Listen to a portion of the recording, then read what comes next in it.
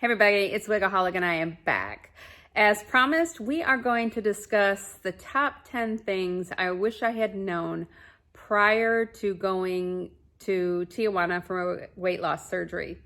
Now, these aren't necessarily bad things or good things. They're just some things that I probably would have liked to have been cognizant of and probably taken some steps to adjust accordingly. So the first one, the first three have to do with pretty much my stay in the hospital. Actually, there might be like 4 or 5 that deal with that.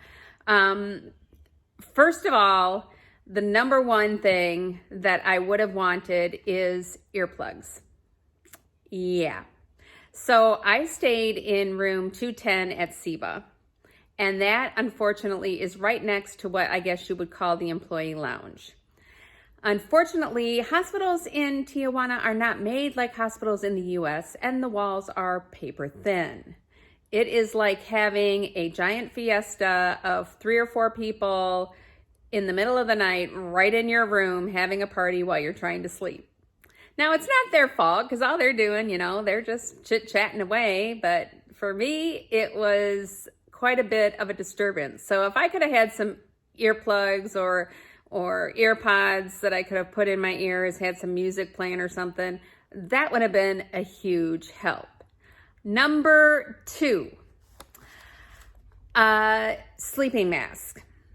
Because all of the beds in the SEBA floor that I was on, which was the second floor, they all face the hallway. And there's one thing they're not lacking on is their lights. They have bright lights in those hallways, and let me tell you, they are bright when they open the door to check on you in the middle of the night. Yeah. I guess I would have to say, as far as my room goes altogether, if you cannot be in room 210, I would highly suggest that you request a different room. Just for me, with the noise and which leads me to number 3, the water pressure in my shower. The water pressure in my shower was greatly lacking. There's no shelves in these showers. If you go back and look at my previous video, you'll see there's no shelves, nothing there for you to put your shower gel or your shampoo or anything on. So on top of that, not having much water pressure, it wasn't the greatest experience. But hey, I'm not complaining. Yeah, I guess I am complaining.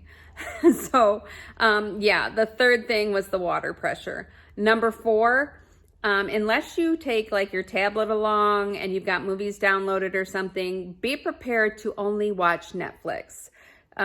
Pick yourself out a mini series that you're going to be able to watch, because that's all I could get to work in my hospital room was Netflix.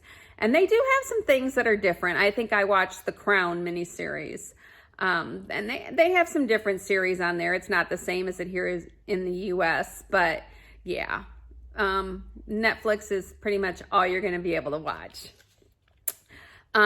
If you are one like me, which is number 5 that we're on now, if you're one like me who has issues getting to sleep, they do not have anything available medicine-wise to give you. Now, mind you, after surgery, until you've had your leak test, you cannot take anything by mouth anyways. But after you've had your leak test, if you're wanting something to help you sleep, like it really would have been helpful to me, melatonin gummies are what I usually take. They didn't have any. So it really would have been great for me to have those with me, including like the Gas-X. You can't take the Gas-X either until you've passed your leak test. So unless there's some kind of strips or something I don't know about, the medications by mouth until your leak test is done, you won't be able to take.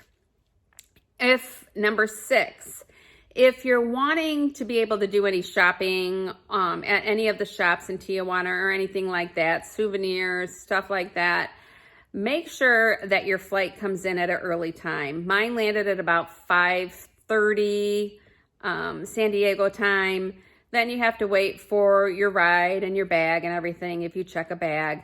So when I got there, I went directly to the hospital to get my pre-op labs. And by the time I got done with those and got back to the guest house, there really wasn't time to go anywhere or do anything. You can obviously do that if you go earlier and land sooner. And after the surgery, when you're discharged, there's time to go to the pharmacy, but there's really not a lot of time to do any souvenir things. But trust me, if you're in the medical line, they flock at the border. The little, the guys with the hats and the purses and the little knickknacks, etc., they flock to the medical line. And because they know that there's a bunch of people in the vehicles and they can hit, 5 or 6 people in one shot. But if you're going to do that, please remember you're going to need cash. Now, they do haggle, but you do need cash. So that is one thing that I would have liked to have known ahead of time. Now, number 7, if you're flying to and from, make sure that your layover is as little as possible. There's nothing like being in an airport and only being able to have clear liquids with no caffeine and trying to find it. It's very, very, very difficult. And you're tired, you're grouchy, it's not a pretty picture. It wasn't a pretty picture. And you're tired. Again, you're tired. Also, at the airport, you want to make sure that if you need to, take advantage of the wheelchair service on the way back, especially if you're in fear, like I was at Atlanta, of not being able to walk quickly enough to get from one end of the huge airport to the other to meet my adjoining flight. So, I mean, you can use it, go ahead. You don't have to, but it's nice to have it there on hand. Okay, number 8, the pharmacy. Now, it's really easy there to get prescriptions filled without having necessarily a written prescription. I got my Lovenox there. I got my B12 complex. I got omeprazole capsules, which are much easier on my stomach than the tablets would be. And I could have gotten a lot more. I could have gotten retinol, could have gotten all that stuff. It is easier if you have someone that speaks Spanish with you that can translate. But I got to tell you, I got a ton of B12, omeprazole, other pain meds, and it was at like a quarter of the price that it would have been here in the US. So that is one place they will take you on your way to the airport. So that is always a bonus to know. Number 9. This one is about like when I got home. Well, actually, let's go ahead and throw this one in here instead for number 9, because we're still on the trip. Overpacking. Yeah, I hugely overpacked. As I told you, I probably would. You don't need to take all your vitamins. You can't even start taking them until day 4, which is when you're already home. So don't bother with that. Taking all the things like liquid IV or hydrate to put in your waters, you're taking a ton of them. You're lucky at the time if you can get all of your fluids in. So it's really wasting space in your bag that I could have really like stuffed all the drugs I bought in my bag. And I wasted $60 because it was $30 for my bag on the way there, $30 on the way back. I didn't need that big of a bag, and I could have saved myself $60. Long story short, message me if you have any questions about what you should or shouldn't take. Make sure you do take an extension cord. Make sure you do take a heating pad. Those are necessities. They really are.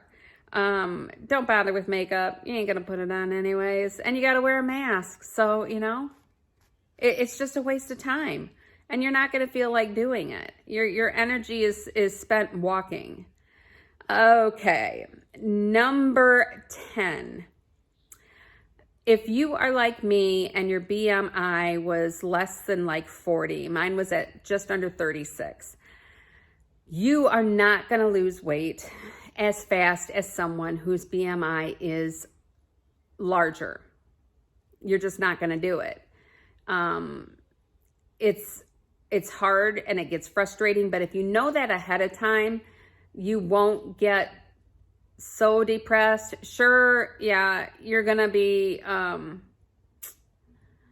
disappointed or comparing yourself to others. You can't do that.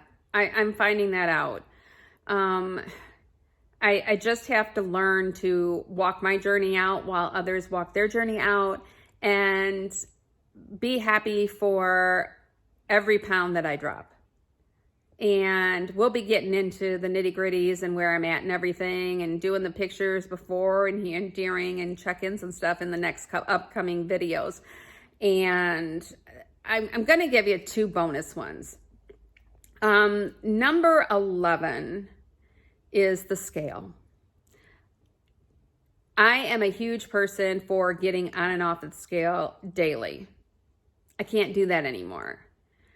If I do, I'm going to get so discouraged and I will get frustrated, and it's just going to put me in a really, really, really bad place.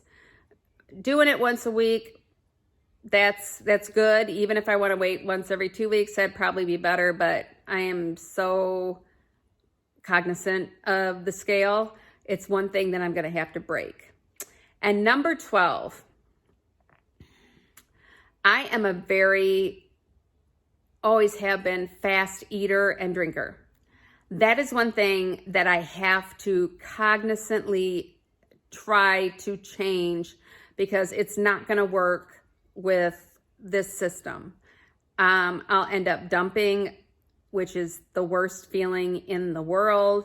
After you've had gastric bypass, it's not fun. It's not fun at all. You feel like death warmed over by the time you get done. So you have to eat slow and eat small bites. That is one of the biggest challenges for me. So I gave you 10 with 2 bonuses. We are going to go ahead and say goodbye for now. If you're new to this channel, hey, welcome. If you've returned, thank you once again for joining me on this journey.